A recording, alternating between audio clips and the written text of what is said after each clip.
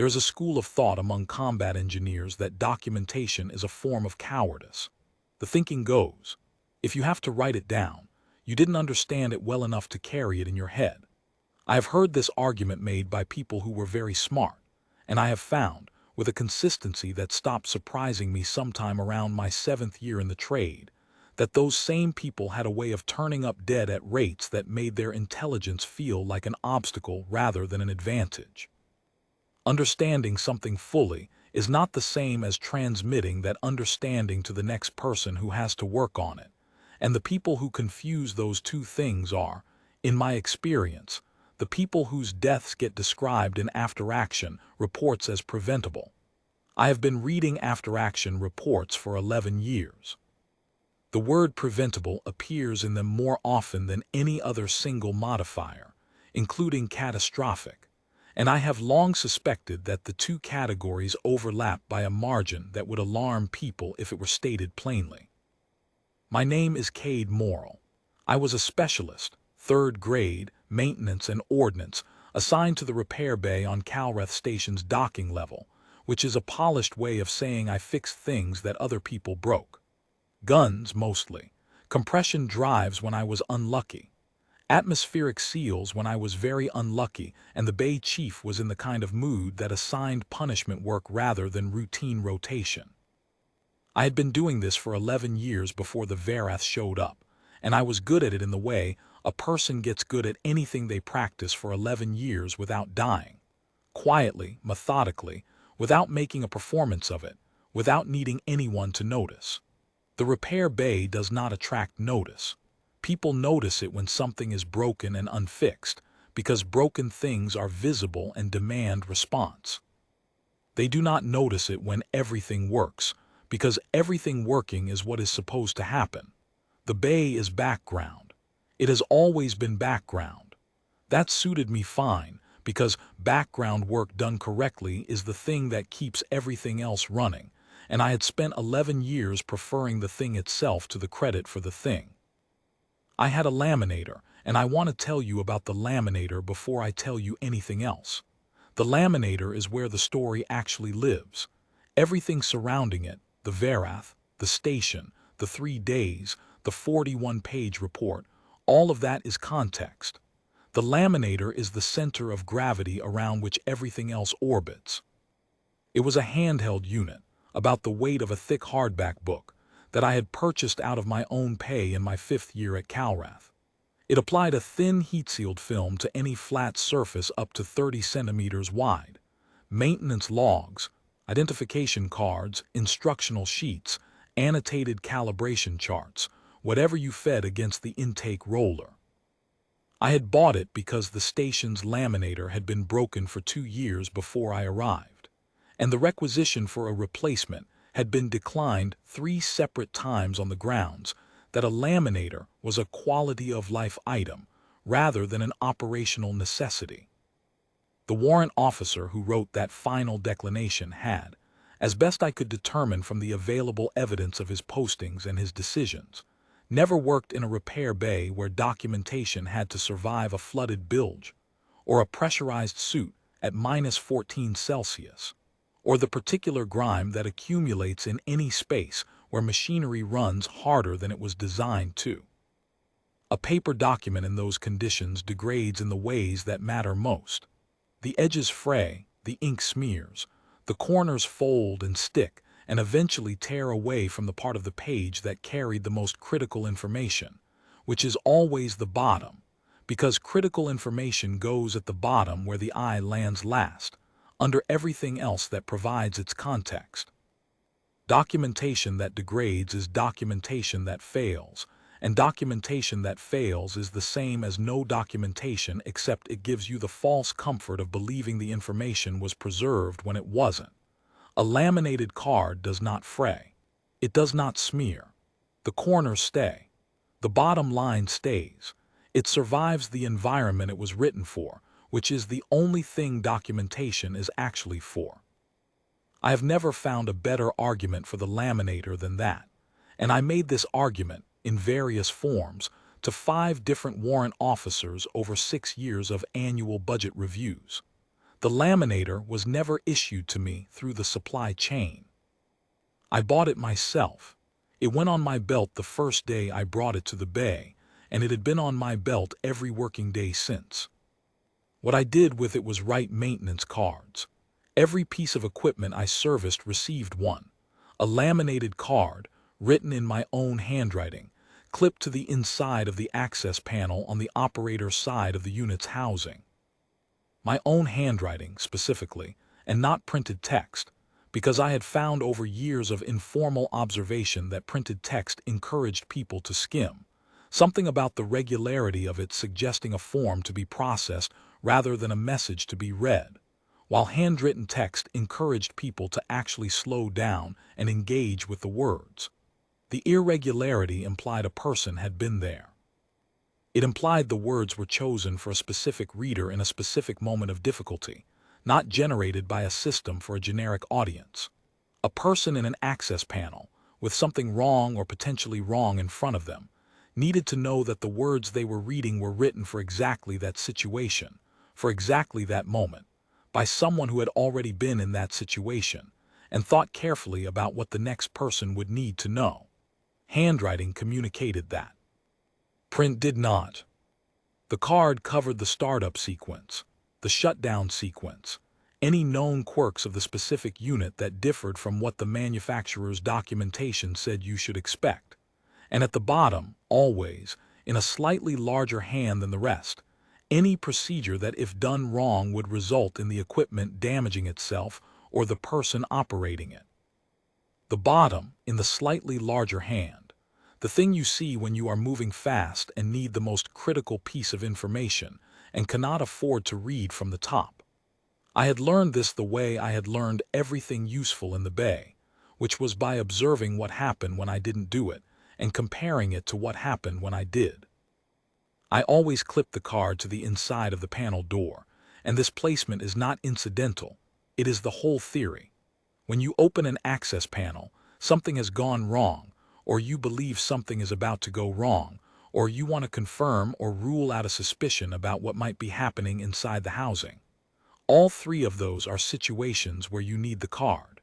You do not need it when the equipment is running smoothly and nobody is touching it. You need it when someone's hands are already inside the housing and they need to know, right now in the next few seconds, whether the thing they are about to do will cause a problem.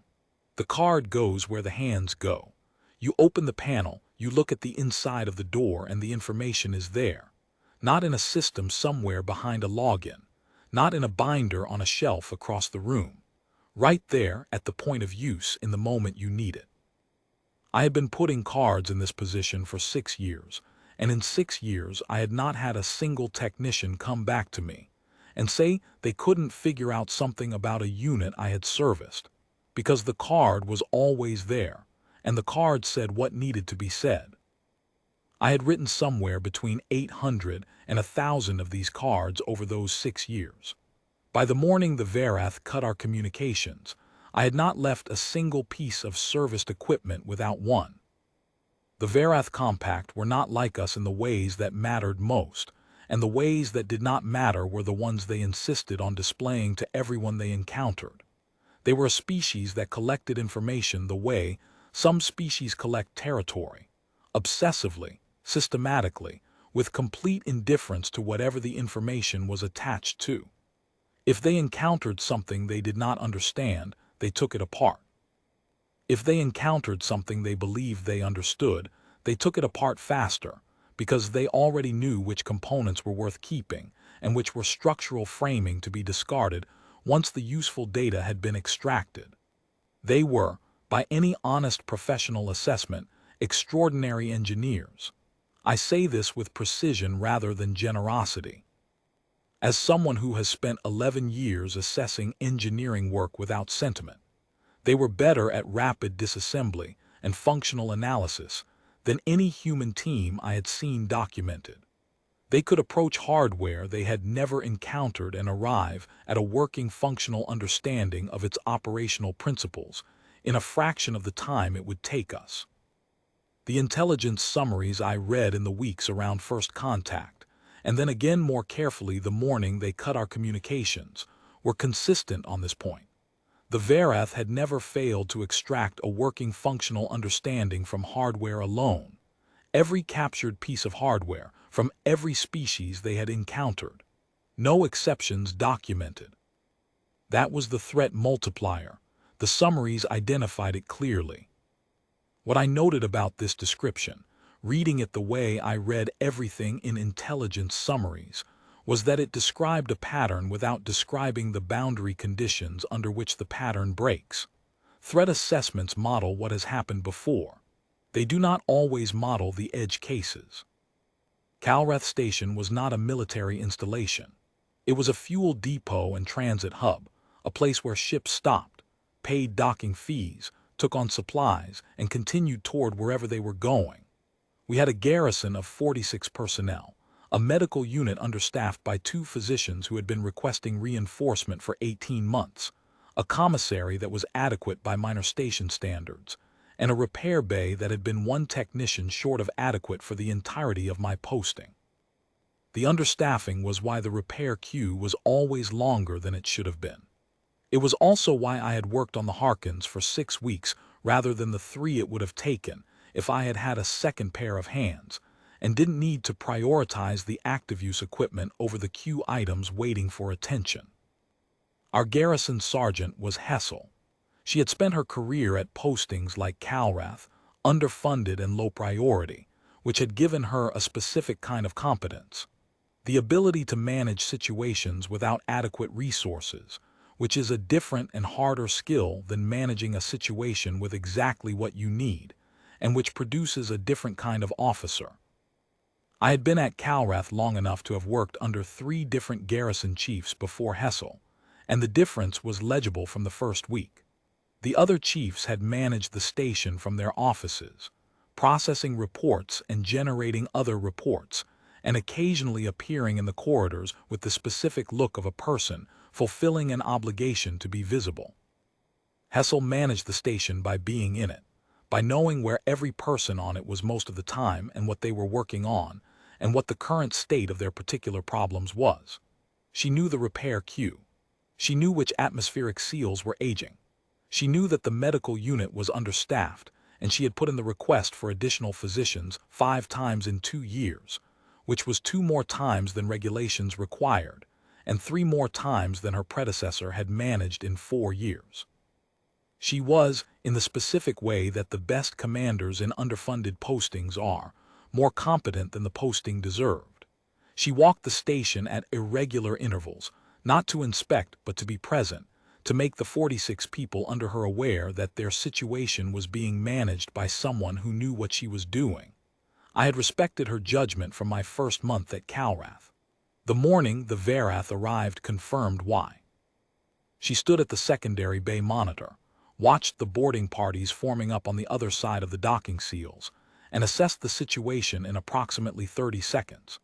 46 personnel against a Verath retrieval team in a fuel depot with no defensive emplacement worth the name was not a tactical question that required deliberation. She said, in a voice that carried without being raised, "Nobody moves. Nobody says anything that can be misread. We go to the commissary and we wait." And we went. The Verath organized us into the commissary the way you organize tools you are not currently using, systematically, efficiently, without drama. A pair of their personnel stood at the door. They did not threaten us. They stood there the way a closed door stands there, which is to say they did not need to make any additional point because their presence was itself the complete point.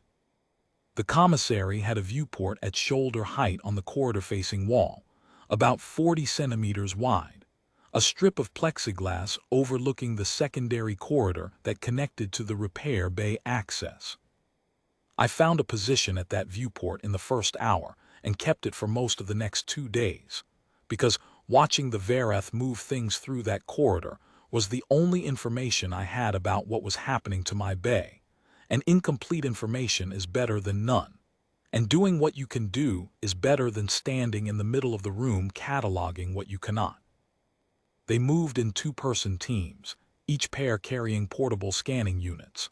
The scanners were good, Better than ours, certainly better than anything in the bay's portable kit. The teams covered the secondary corridor systematically in a pattern suggesting a pre-planned grid approach to the station's layout. Each pair would stop at an item, run the scanner, and either transfer the item to a transit sled or move on. The process covered ground efficiently without appearing hurried. The corridor was clear in about 90 minutes. Then the teams moved into the repair bay itself, and I could no longer see them directly. What I could see was what came back out through the corridor on transit sleds. The first items were the smaller components from the shelving units, spare parts and calibration rigs and portable test equipment, coming quickly and in volume. Then the larger units, the compression pulse projectors in for recalibration, the railgun assembly with the cracked accelerator housing I hadn't yet reached, 2 field portable emitter rigs, 3 atmospheric processing units waiting on a parts order, and then the Harkins. The Harkins were close defense systems.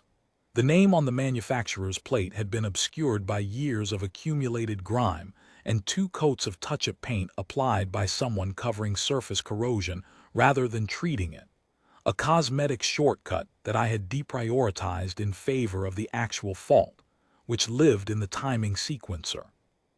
The Harkin was originally designed as a hull-mounted system, a wide-field emitter for discouraging boarding attempts, by creating a broad-area pulse discharge that made it inadvisable to remain in the emitter arc.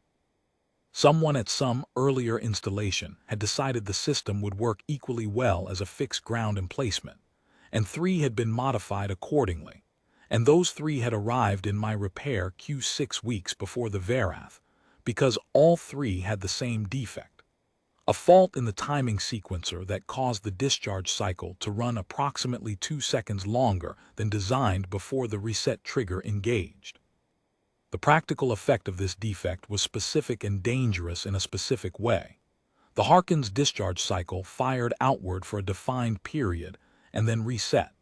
The operator's safety window, the time in which a person at the operator position needed to clear the emitter arc before the cycle began resetting, was stated in the manufacturer's manual as 12 seconds.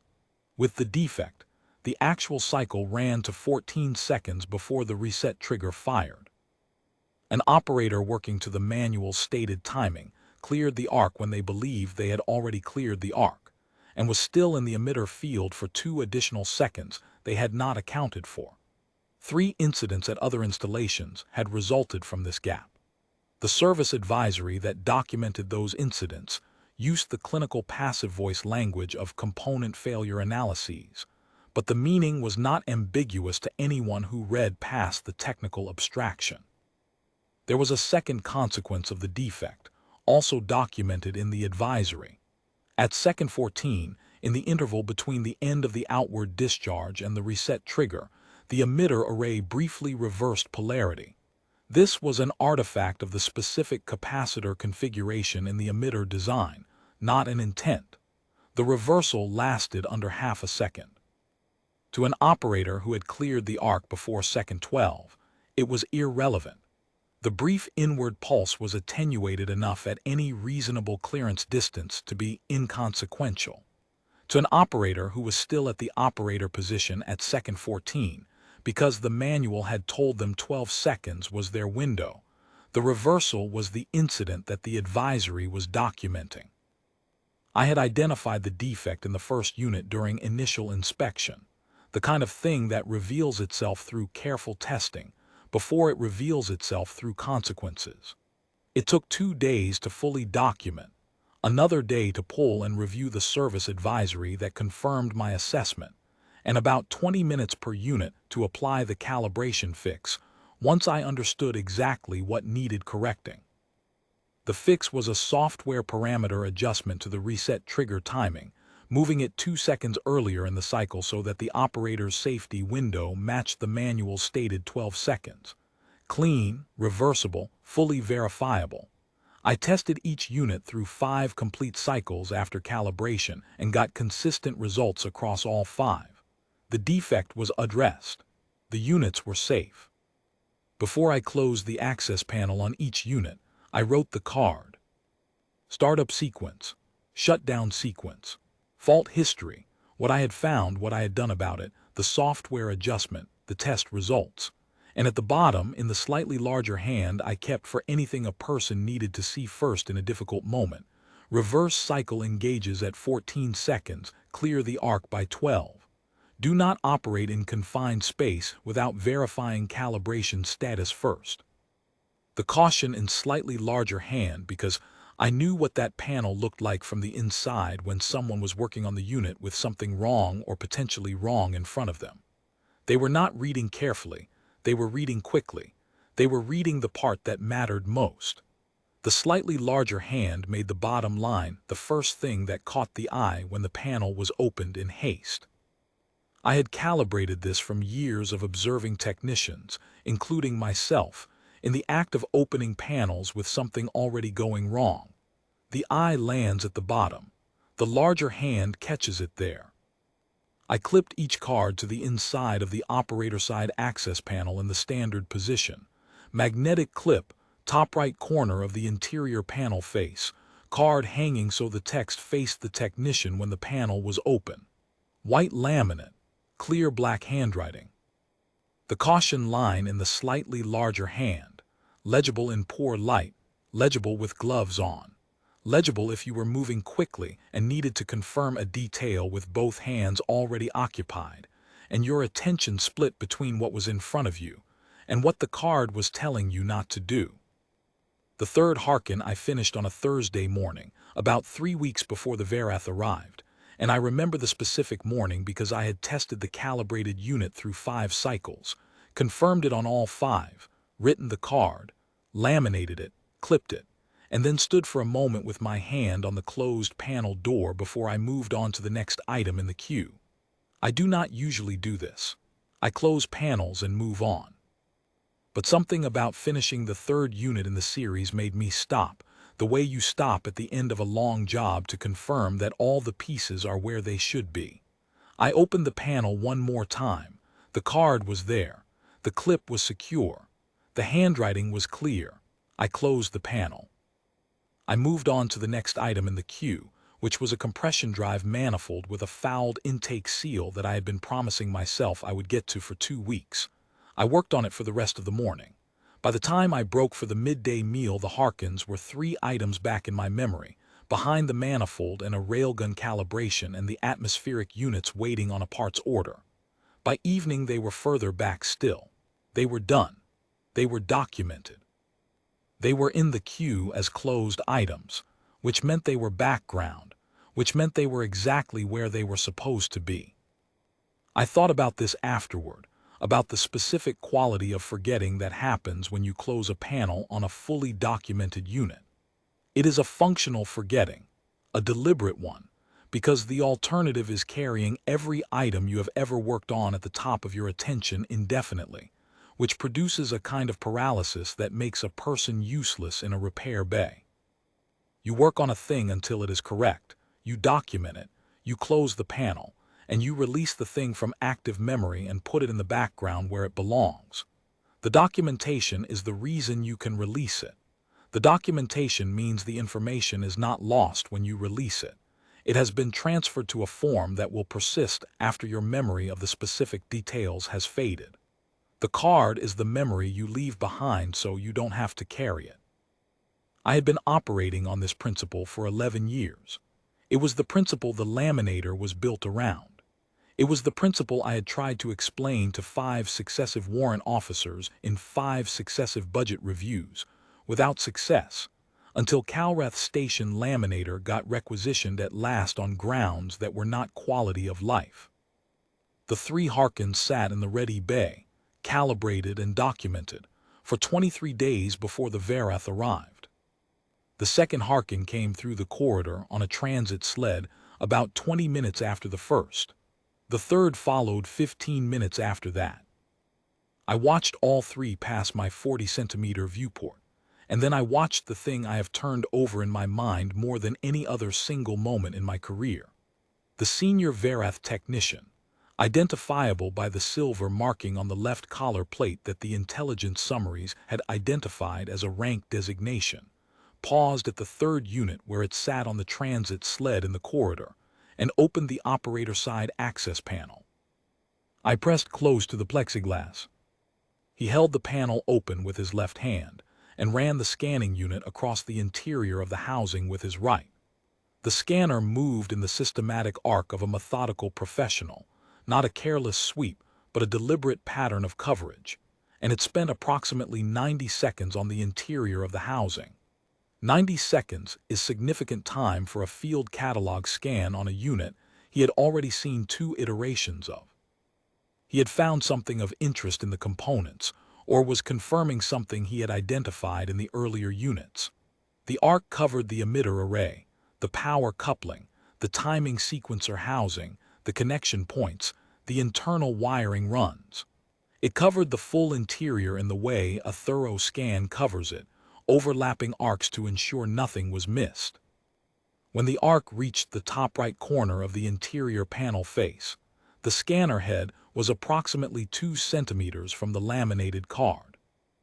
The card was white, the handwriting was black, the caution line was in the slightly larger hand. The magnetic clip held the card at the top right corner of the interior face, which put the card's lower edge, where the caution line was, at approximately 25 centimeters from the panel's top hinge. In the flat daylight of the corridor, under the station's standard overhead lighting, the card was not a subtle object. It was a bright white rectangle with clear text. The card's surface caught the overhead light and reflected it slightly, as laminated surfaces do, a small highlight that should have made it more visible, not less. The scanner arc completed. The senior technician made a notation on his record surface. He closed the panel.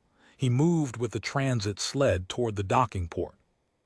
The commissary and the 46 hours we spent in it became, as closed spaces always do, a kind of social organism with its own rhythms and its own hierarchy and its own particular way of managing the thing everyone was managing, which was uncertainty about what was happening outside the door and what would happen when the door opened again. People managed it differently. Some people slept more than they needed to, which is a way of deferring the management problem to a later hour. Some people ate when they were not hungry, working through the commissary's stored provisions with methodical regularity, because eating is an activity that provides the sensation of doing something useful even when nothing useful can be done. Some people talk to each other in the sustained low murmur of people who need the company of other voices more than they need the specific content of what is being said. I stayed at the viewport as much as I could, which provided useful information in the first day and a half, and then provided diminishing returns as the transit sled traffic slowed, and the corridor became mostly quiet. When I was not at the viewport, I thought through the bay inventory systematically, item by item, fault state and calibration state and documentation state, working from memory the way you work from memory when the logs are across the station, and what you have is what you can reconstruct. It was accurate work. 11 years in the bay means you can reconstruct the inventory accurately from memory, which is the practical test of whether you have actually learned the inventory or only think you have. I went through it twice and got consistent results. The Harkins were the only items I kept returning to. Hessel managed the commissary the way she managed everything, which was without visible effort and with consistent effect. She moved through the room at intervals that were not quite regular, speaking to people in short exchanges, some of which I could hear and some of which I could not, none of which seemed to accomplish anything dramatic, but all of which seemed to result in the room being slightly more stable after she passed through it than before. She had the specific competence of someone who understands that managing people in a difficult situation is largely a matter of controlling the information flow. Not lying, not minimizing, not performing a confidence that isn't there, but also not allowing the collective imagination to fill the vacuum that uncertainty creates with scenarios that are worse than the actual situation. You fill the vacuum with small tasks, with visible management, with the presence of someone who is thinking about the problem. She was that presence, consistently, for 46 hours, and the room did not tip into the state that a room of 46 people in a closed space with limited information about a dangerous situation can tip into if no one manages it. I appreciated this professionally, in the technical way that I appreciate any competent execution of a difficult task. I also found, in the hours at the viewport when I had nothing to do but watch an empty corridor and think, that I was grateful for it in a less technical way, and that the two kinds of appreciation were not entirely separable. I stayed at the viewport for a long time. I did not panic. Panic in repair bays produces the same category of results as not reading the maintenance card, and I had spent 11 years building the discipline not to panic, which means I had spent 11 years building the habit of staying with the available information rather than the information I was afraid of not having. What I had was, the Vareth had the 3 Harkins. The calibration fix lived in the software and would not survive a software replacement, and the card was 2 centimeters from a scanner head that had been looking for component data. I stayed at the viewport and I thought about what I knew about how the Vareth worked. I had read the intelligence summaries carefully, twice. The Vareth's retrieval methodology was hardware first. They extracted functional understanding from the physical components of a system. They had done this successfully with every piece of hardware from every species they had encountered. Their scanning units returned component-level data, specifications, material composition, circuit topology, power configurations, internal wiring maps, hardware data. The card was not hardware. The card was the note the builder left in the margin, the annotation that existed at a different register than the structure itself. To a scanning unit looking for hardware data, the card registered as a physical object clipped to the panel interior, not as a data source. To an analytical framework built on the premise that hardware data was complete data, the card was scaffolding. You strip the scaffolding when the structure is standing. You don't scan the scaffolding for load-bearing information. Hessel found me at the viewport sometime in the early afternoon. She stood beside me, looked at the empty corridor and said, "Which units?" "The Harkins," I said, "all 3, timing fault in the sequencer. Reverse cycle at 14 seconds. I calibrated the fix and wrote the card. They did not read the card." She worked through the implications in her quiet way. "What happens if they operate without the fix?" "The fix is in the software," I said. "If they run their own software, which they will, the fix is gone. They're back to the manufacturer default." "And at 14 seconds, anyone at the operator position is in the reverse arc." "How long?" "Under half a second. It is not an inconsequential half second." She looked at the corridor for another moment. "We cannot get word out." "No," I said. She nodded. She moved on through the commissary and I stayed at the viewport. The Vareth's retrieval work had slowed by the end of the first day, the transit sled traffic thinning, as the bay was emptied of the items they had assessed as worth taking. By the second day, the corridor was mostly quiet, with only occasional movement of Vareth personnel conducting what appeared to be final checks and confirmations. The commissary had found its rhythms, the way any closed space does with a fixed population and no external input. People slept in rotation. People talked in low, sustained murmurs. Hessel circulated at her irregular intervals, and the room stayed managed rather than tipping toward the kind of collective anxiety that a closed room can generate if it isn't managed. I spent the time at the viewport when I could get to it, and thinking through the bay inventory in my head when I could not, accounting for every unit the Vareth had taken, calculating fault states and calibration states and documentation states from memory. 11 years in the bay meant I could do this accurately. I went through the full queue twice.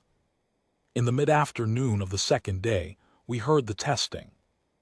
The sounds came through the station's hull in the way that large weapons discharges always come through hull plating.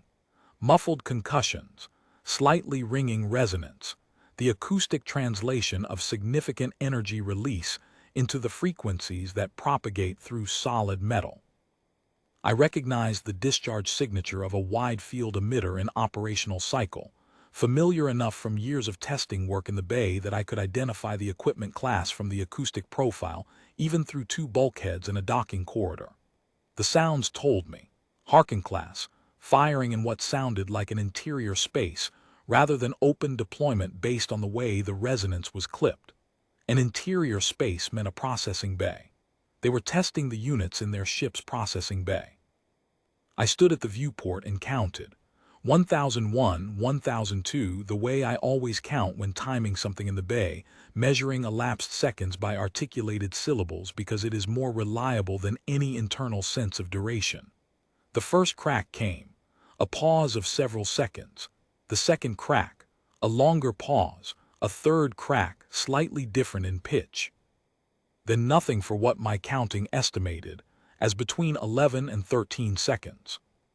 At what I estimated as second 14, the sound changed. It was not a crack. It was lower, sustained, under a second in duration, the specific acoustic profile of a large capacitor array discharging in polarity reversal. I had heard this sound once before in my career, at a manufacturer's technical facility, when the test engineer had deliberately induced the fault condition to demonstrate it to the review audience. The review audience had been a room of experienced technicians, and the room had gone very quiet when the sound happened, because the sound was distinctive and unambiguous, and everyone present understood what it indicated. It was not a sound that resembled anything else in the acoustic range of normally operating weapon systems. It was a sound that meant something specific had happened, and what had happened was specific and bad. It lasted under half a second. Then nothing. The commissary was quiet in the way rooms become quiet when everyone has heard the same thing at the same moment and is drawing the same tentative conclusion and does not want to be the one to say it aloud. I looked at the ceiling. People around me were looking at walls, at fixed points in the middle distance that held no information, at each other and then away. Hessel was at the far end of the room. I could not see her face. The sound did not repeat. By the following morning, the 3 Verath vessels had undocked. I heard the docking seals release in the early hours of the station's night cycle, the distinctive percussion of a large vessel's docking collar depressurizing and retracting, followed by the drive signature felt more than heard through the station structure. 3 sets of that sequence, over about 40 minutes, and then the specific quality of silence that a station acquires when the vessels berthed against it are gone, and the structure is no longer resonating with their machinery. Hessel confirmed communications within 40 minutes of the last vessel clearing the docking perimeter. The fleet relay gave her what it had. The Verath convoy was tracking back toward compact space. It had reversed its approach vector. The retrieval teams had sustained casualties during processing operations. The intelligence officer on the relay used the phrase operationally significant and declined to specify a number, which is the specific kind of declination that tells you the number is large enough to be consequential in itself. She came and got me from the doorway of the small office off the commissary, and we sat down at the folding table. The light through the porthole was flat white, the station day cycle at full output, no shadows in the room, everything equally bright. She looked at me steadily and said, "The Harkins." "Most likely," I said. "I cannot confirm from acoustic data through 2 bulkheads, but the timing I counted was consistent with what I heard, and the description of casualties is consistent with what I would expect from 2 or more units operating in an interior space, with operators working to the manual's stated safety window rather than the actual one. They operated them without the calibration fix." "They operated them without reading the card," I said. "The fix is on the card. The timing is on the card. All of it is on the card." She held my gaze for a moment. Then she said, "Why didn't they read it?" "Because it is not the kind of information they know how to read," I said. I had been working through this answer since I watched the panel close in the corridor.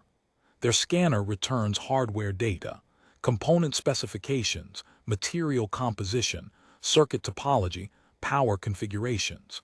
That is the information layer they operate on. The card is handwritten annotation on laminated paper. It does not appear in a hardware scan because it is not hardware, it is text, and the scanning unit is looking for components. To their analytical framework, the card is what remains on the scaffolding after the structure is finished. They took the structure. They did not take the scaffolding because the scaffolding is not the structure. They were right about that. The structure stands without the scaffolding. The structure of the Harkin, the emitter array and the capacitor configuration and the timing sequencer, all of it came through in their analysis correctly. They got the Harkin that fires for 14 seconds before it reverses. That is an accurate description of the Harkin's actual behavior. They got it completely right. What they did not get was the card that says clear the arc by 12. Hessel looked at the porthole. The flat daylight came through it without angle. Write the report, she said. Sector intelligence wants everything. I have the logs, I said. 11 years, everything. I know you do, she said. The report I sent that evening was 41 pages. I covered every unit the Verath had taken, complete repair history, fault status at time of takeover, calibration state, modification history, documentation status for each. The Harkin section was the most detailed. I included the manufacturer's service advisory in full, my fault documentation from initial inspection, the calibration procedure, the test, results from post-calibration verification, and the specific language of the caution line on the card. I attached scanned images of all 3 log binders' relevant pages and all 3 backup copies of the laminated cards, the handwriting clearly visible, the card format clear, the caution lines in the slightly larger hand that a camera at standard resolution could reproduce legibly. The intelligence officer who responded sent one question. Had the cards been in place when the Verath took the units? I replied, yes, all 3, operator side access panel, magnetic clip, standard position, clearly legible. I can provide exact placement description if it would be useful for the analysis. The officer replied, that will not be necessary. I have thought about that exchange many times since. I understand what the officer was doing, confirming a specific detail for a briefing or analysis document. What the briefing document said, how the incident was characterized, whether the card was mentioned or given its own paragraph or reduced to a footnote, I do not know. I know what I know from the repair bay at Calrath. I know what I know from 11 years with the laminator on my belt. I know that the card was there, and that the card said what needed to be said, and that the equipment behaved in exactly the way the card warned it would behave. In the weeks after the withdrawal, I rebuilt the documentation for every item remaining in the repair queue. Some cards had been lost to ordinary attrition. I replaced them all. I wrote new cards for units that had come in after the last cards were made. I standardized the format across the board. Startup, shutdown, quirks, caution at the bottom in the slightly larger hand. All of it laminated, all of it clipped to the inside of the panel door in the standard position. I ordered a case of laminate film from supply. Bay Chief Orthen processed the requisition without the usual delay and delivered the case himself, setting it on the shelf behind the workbench without explanation.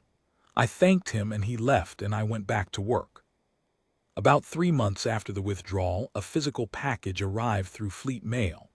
Orthen brought it to me in person, which was unusual enough to tell me something about the instruction attached to it. Inside the transit padding was a folding badge holder. Inside the badge holder was a card. The lamination was professional, machine-sealed, uniform gloss, the finish from a large format system rather than a belt unit. The card carried a job title, a rank 2 grades above my current one, and a department designation I did not immediately recognize. On the reverse, in someone else's handwriting, we understand you write the cards. We would like you to write more of them.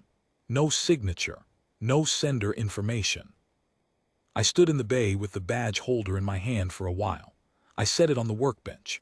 I finished the card I had been writing before Orthan arrived, a compression coupling unit with a non-standard torque tolerance on the coupling collar and a cold start lag at low temperatures, both noted, the cold start caution at the bottom in the slightly larger hand. I laminated it. I clipped it to the inside of the panel door in the standard position. Then I sat down and wrote the acceptance letter. I have been at the new posting for 2 years.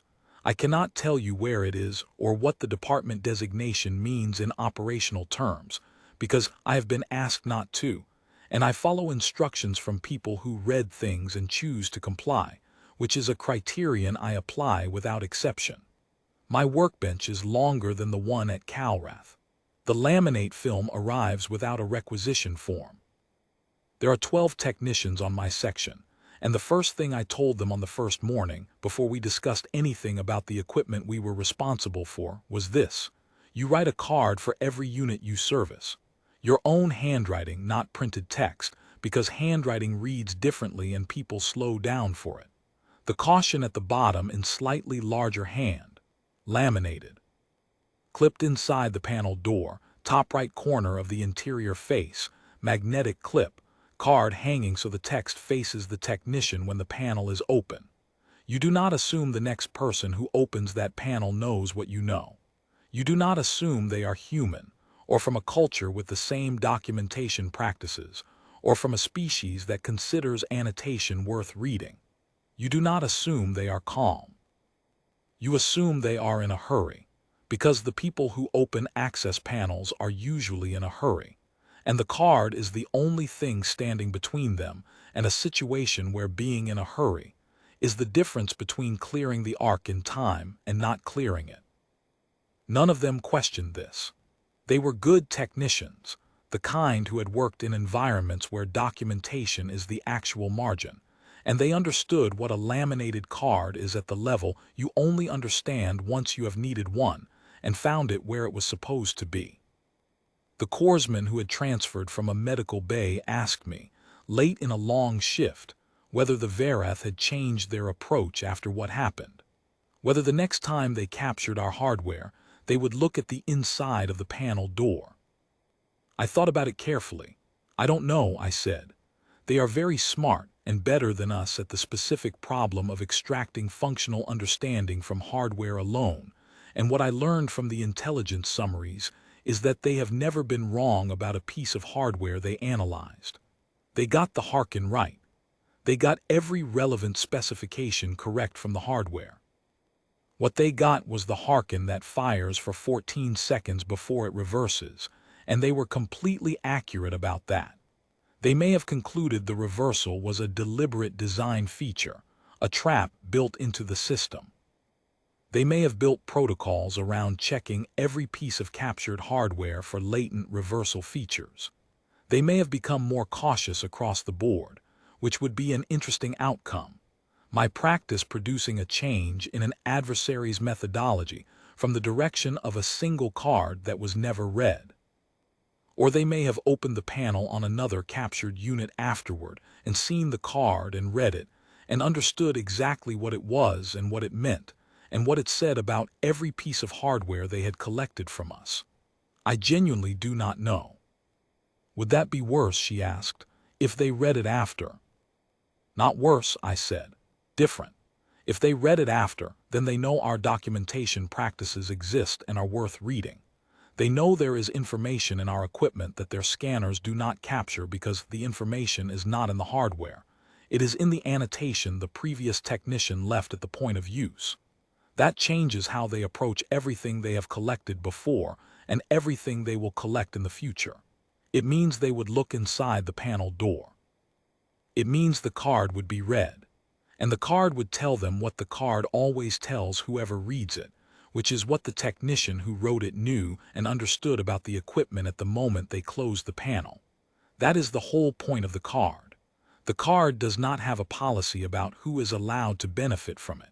It says what needs to be said for whoever opens the panel, whenever they open it, in whatever situation brings them there. She thought about this for a while. So you keep writing them regardless. I keep writing them regardless, I said. The practice does not depend on the situation. The practice is correct because the information needs to be at the point of use, because the person who needs it most is the person whose hands are already inside the housing, and if the information is not there when they need it, the fact that it exists somewhere else is not a comfort and is not a substitute. The Verath did not teach me this. I already knew it.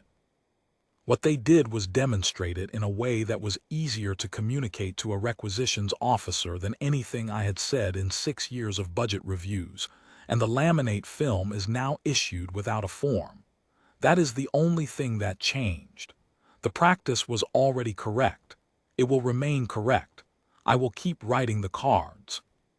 She nodded and went back to the unit she was working on. After the withdrawal, in the weeks of rebuilding and reporting, I had several conversations with personnel from other stations and installations who had heard, in the way that things move through a fleet relay system without official authorization, that something significant had happened at Calrath involving captured ordnance. The conversations were careful on both sides, conducted in the register of people who are discussing something they do not have full authorization to discuss, and are feeling out how much the other person knows. What I could say, and did say, was that the incident had involved equipment in my repair bay, and that the documentation had been in order. What I could not say, and did not say, was what the documentation was or how the incident had unfolded. One conversation stayed with me. The person I was speaking with was a senior maintenance technician from a fleet installation, with more years in the trade than I had, and she had the specific quality of someone who had spent a long time working on the same kinds of problems I had worked on, and had arrived at some of the same conclusions by a different route. She asked me, in the careful register of those conversations, whether I had ever considered that the Verath might have come away from Calrath with a more accurate understanding of human equipment than they had arrived with, even given what had happened. I said I didn't follow. She said, they came to Calrath expecting to capture hardware and extract functional understanding from hardware alone. That is their methodology. That is the methodology that has never failed them. At Calrath, their methodology produced an accurate functional understanding of the hardware, and the hardware behaved in exactly the way their analysis said it would behave. From their perspective, their methodology worked. What happened in the processing bay was the hardware behaving correctly, not the methodology failing. I thought about this. The hardware behaved correctly, I said. From their framework, yes. They captured a system, they analyzed it, they tested it, and it performed as their analysis predicted. The part that wasn't in their framework, the note the previous technician left about how to operate the system safely, was outside the scope of what their methodology captures. So from their perspective, the methodology worked perfectly, and the people at the operator position happened to be in the wrong place at the wrong time. We were quiet for a moment. Then I said, that is a troubling way to think about it. Yes, she said, it is also probably accurate. I have thought about this conversation many times since.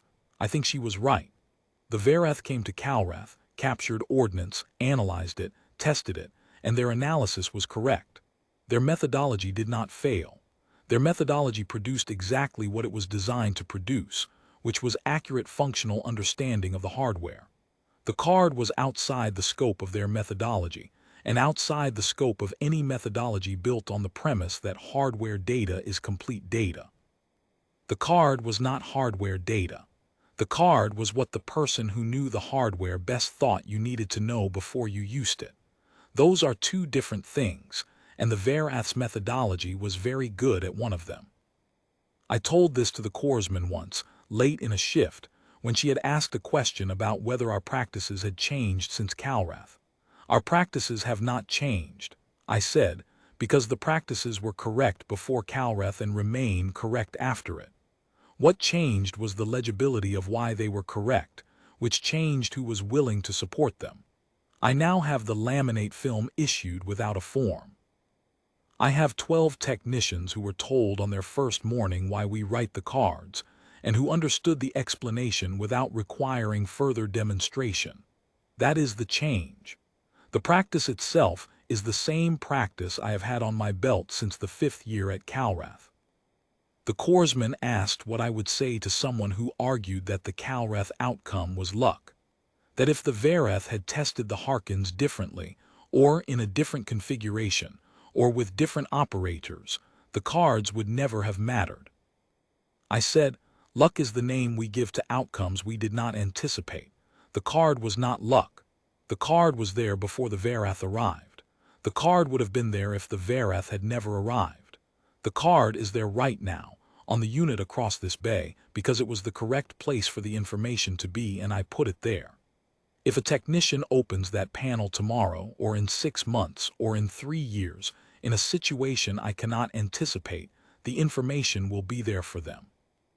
That is the only thing the card can do, and the only thing it was ever meant to do, and it will do it regardless of whether the situation turns out to matter. Luck is not the name for that. The name for that is a practice done correctly. She thought about this. All right, she said, and went back to work. I went back to mine. The card I was finishing was for a field calibration rig, non-standard power draw on the 3rd calibration band, enough to cause a dropout if run in parallel with another draw on the same circuit. Nothing dangerous, just the kind of thing that wastes 20 minutes if you don't know about it and 2 seconds if you do. I wrote it down. Startup, shutdown, parallel draw caution at the bottom in the slightly larger hand. Laminated. Clip to the inside of the panel door. Top right corner, magnetic clip. Card hanging so the text faced the technician when the panel was open. White laminate. Clear black handwriting. The caution line readable in bad light, with gloves on, in a hurry, at the moment when you most need to know and have the least time to figure it out. There are over 1,000 of these cards now across the equipment I have worked on over the years. I do not count them. I count other things: calibration cycles, test intervals, sequencer timing, elapsed seconds. The cards I do not count because the number is not the point. The point is that every unit has one. Every panel door, inside, top right corner, magnetic clip, handwriting clear, caution at the bottom in slightly larger hand. I keep the laminator on my belt, the same unit for 6 years now, wearing at the intake roller in a way I have been meaning to address for 8 months. Before I close a panel, I ask the same question I have asked before closing every panel for 11 years. Does the next person who opens this know what I know? The answer is almost never yes. So I write it down. I always write it down. That is the whole story. The Vareth came to Calrath Station, took everything in the repair bay worth taking, and left behind the thing worth most, because it was written on a laminated card clipped to the inside of a panel door and their scanner was looking for components. They were extraordinary engineers who had concluded that documentation is scaffolding, useful to the builders, irrelevant once the structure is standing and understood. They were right. The structure stands without the scaffolding. You can understand a system completely from its hardware alone, and they did, and they were right. The scaffolding, though. The scaffolding is for the next person who opens the panel. It was always for them. It will always be for them. I will keep writing it down.